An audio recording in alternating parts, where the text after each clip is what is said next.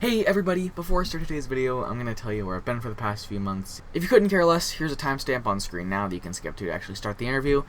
If not, here's why. So for the past couple months, I've been bouncing from doctor's appointment to doctor's appointment and from specialist to specialist. Nothing I really want to get into as of now, but that's also not the only reason. I've also been working on two huge projects, one of which I am very excited to be sharing with you probably in the next couple weeks. The next one I'll probably be working on for a long time. And then one last thing before we start, I want to give a huge thanks to Dan, aka Wolf, for agreeing to let me interview him for this video. Anyways, without further ado, the interview. Okay, so to start off, how did you hear about The Last of Us?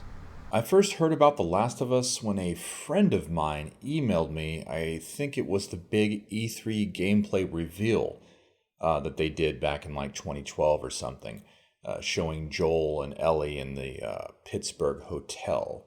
And maybe it had the cinematic lead up to the ambush by the hunters. Whatever it was, I was absolutely floored and hooked and just ready to pre-order the game because even with that little foretaste, I knew this was something completely unique and very special. Okay. Yeah, mine was kind of like yours. A friend of mine from school, except he actually had the game. This was like 2014 is when the remaster came out. He showed it to me. I didn't actually play it. He just showed it to me. He showed me like I want to say the opening scene because I remember that stuck with me for a while. I watched several videos on it between then and when I got it a couple years later, but it was roughly, I think it was the opening scene, but it was that rough area that just has just stuck with me for so long and just kept it on my radar. I never really watched videos on it. I didn't know how it ended until I played it myself, which is surprising considering that was in 2017. But, yeah, anyways, that kind of leads me into the next question. When did you play it for the first time? When did you play The Last of Us for the first time? Well, as we talked about in the previous question, I already knew about it when they revealed it. So I did pre-order the game and I picked it up from GameStop the day it came out. I borrowed my best friend's PS3 just to play it. So I played The Last of Us on day one in 2013. That's a little bit earlier than mine. Okay, next question. What are some of the more noticeable effects The Last of Us has had on video game storytelling specifically? And it doesn't even have to be video games. It could be, movies, TV, whatever. Just what do you think how much of an impact do you think it's had, especially with a new TV show coming out? Well, I'm no authority on video game narratives. There are so many games I haven't had a chance to play yet, some older gems I'm just now getting to. But I think it's safe to say that way back in 2013, the bar was significantly raised for video game narratives with everything The Last of Us Part 1 accomplished, especially in just its presentation of these organic, flawed, and honest characters. Yeah, 100%. One specific thing I noticed was the need to incorporate those flawed characters you mentioned there. And some series and video games have done them amazingly and fantastically. And others not so much. A series that comes to mind when I talk about it doing, when I talk about them using this device amazingly, is Red Dead Redemption, or 2 specifically. It really leaned in on that aspect. Don't get me wrong, it's an amazing game, and I get misty-eyed every time I get to the ending, but was that a consequence of The Last of Us? I'm not really sure. But when you compare it to the other Rockstar games and even the original Red Dead, the original Red Dead played into a lot more of the cheese of spaghetti westerns. I mean, it did have its serious moments, and it's a great game. First time I beat Red Dead 1, I beat it all in one night. So, I love the games, they're great, but, just that cheese of it, I don't know. I know there was a lot less of it in the second game. I don't know if that's what they were going for, if it was a consequence of The Last of Us and how popular it got when showing, real characters, but I'm not really sure. What does this game specifically mean to you? Because to me, it shows the idea of sacrifice and loss like no other game out there, and I don't know, that's the reason it's kind of, kept within, that's the thing it means to me when I'm talking about, like, story and things like that. Because every time someone brings up great stories, I'm always the first one to bring up The Last of Us and how that has, like, changed the game. I'm pretty sure everyone's sick of me, but I do every time. What do you think? The Last of Us and The Last of Us 2 are two of my favorite stories of all time, and this is contending with my love of Stanley Kubrick, some of Clint Eastwood's powerful films, the ones that he's written and directed, competing with some of my favorite television stories, such as Mad Men and True Detective. I'm huge fans of those series. And The Last of Us does probably stand in front of them as my favorite. Though sometimes it is a close tie with Red Dead Redemption 2, Arthur Morgan, and his whole arc and the way that they present that world to us is just, chef's kiss. Okay, same. I'm a huge Walking Dead nerd, and people who even know me just semi-personally know this, and I don't know if that may be why I gravitated towards these games so heavily, the whole zombie aspect of things. I'm not really sure, but at the end of the day, the only thing I do know is that I love this series. So, how do you think the story of Part 2, or the first part, could have been improved at all? I don't really look at The Last of Us 1 or The Last of Us 2 that way in terms of quote-unquote improving the story. To me, that would be on par with trying to edit To Kill a Mockingbird. You don't edit Harper Lee. You don't edit Orson Welles. You don't edit great storytelling. Most people's issues with The Last of Us 2, they don't really come from the story. But they come from what the story reflects within themselves that they can't come to terms with because association bias is one hell of a drug.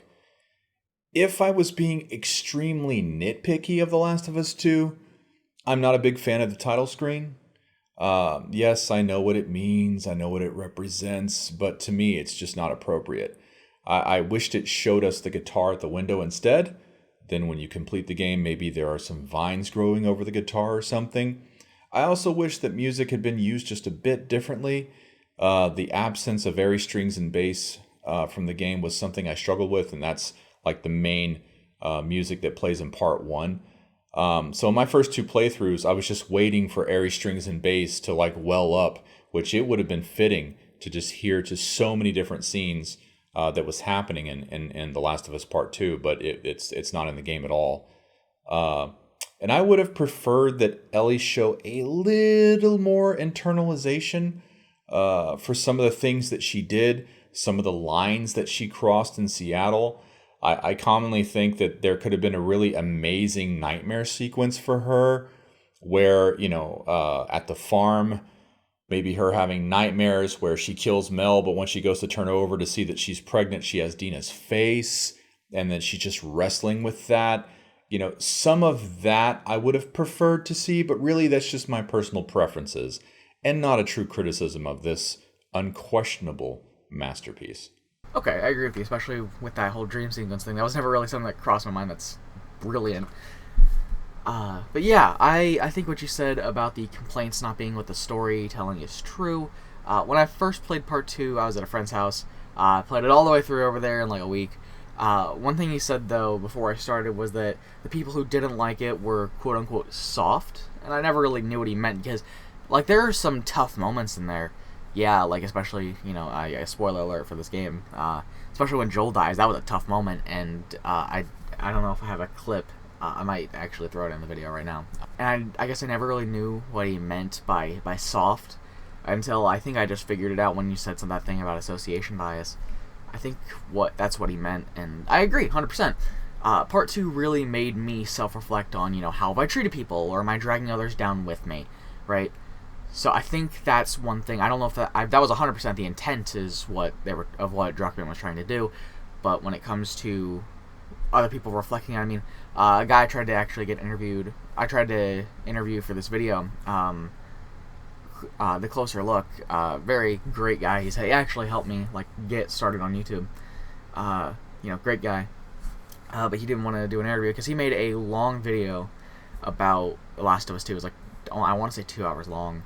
It was a great video, and it marks interesting points, especially when it comes to the storytelling. He mentioned something about Lord of the Rings and how when they're about to, the entire movie, I want to say it was Return of the King or Two Towers, I forget, it's been a while, about how imagine you just followed Frodo and Bilbo going to drop the ring into, Mount Doom, and then only right before he did, and Legolas and Gimli and Aragorn show up, what if the entire movie, once he showed up, we cut back to the beginning of the movie and followed him for the rest of it, That's definitely my biggest complaint is that, it could have been paced better, but it was still a great game.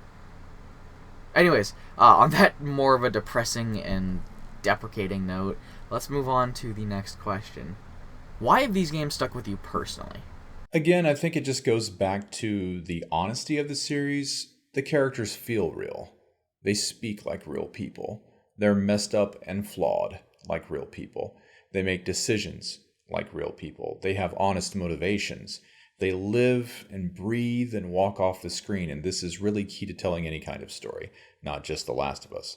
And of course, the very creative take on a zombie apocalypse genre certainly helps as well.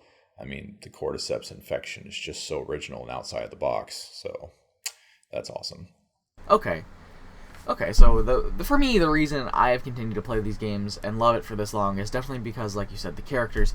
I think that unlike classic zombie movies, like, let's just give an example, Dawn of the Dead, while it being a great movie that I will one day force all of my friends and family to watch, against their will, the characters almost feel made to be in the apocalypse. Like, they were thrown into the zombie apocalypse and given, like, fake memories of before. It's almost like a video game where they're thrown into this situation and we're only observing them now. Like they had been training or built to survive this, almost like a simulation, right? So that's kind of what it feels like to me. It's not just the older games it's not just older movies that suffer from this either. We can see it today in a show like The Walking Dead. If you're small side tangent here, if you're familiar with the character Morgan, do me a favor and try and tell me what he did before the outbreak as a job. And you see, you can't because, one, there's not anything online, and two, there's nothing he's ever said besides, you can't find anything online besides, he was a loving husband and father, Another small side tangent, there was a scene in the spin-off series Fear the Walking Dead where Morgan mentions he used to work in a garage, and the moment, to me, felt very forced, and the writer's like, oh god, we never gave him a backstory or nothing! Just write this stupid line, right? That's what it felt like to me. But it's a good line. It's a good show and a good that was honestly one of the best episodes. But yeah, that's kind of how I felt about that. Anyways, that's over now. But like you're saying, characters like Ellie and Joel really do pop off the screen. They don't feel two-dimensional or like we're outside observers. We feel like we're following them, right? So I don't know. Anyways, moving on to the final question. Where do you think the story is going in the future? And yes, I know you already have 2 videos outlining another sequel and a prequel, so I feel it's pretty safe to say you have an idea at the very least. Well, I think the finale of Ellie's trilogy has to be with her setting out on her own, to face her inner demons. She's got a lot of junk to work out, a lot of things to process, and I think her ultimate path is always going to be reclaiming her agency, taking back that which was stolen from her by both the Fireflies and Joel. Not just Joel, but the Fireflies were going to steal her agency as well. So I think her ultimate path is to reclaim her agency by choosing in the end to sacrifice herself for mankind. And that's really key, and that's really powerful, and it's really important, and it's often overlooked. And there's a lot of people that don't like that because they either see that as too sad or too predictable. But storytelling isn't necessarily about predictability. A story is never really about what happens.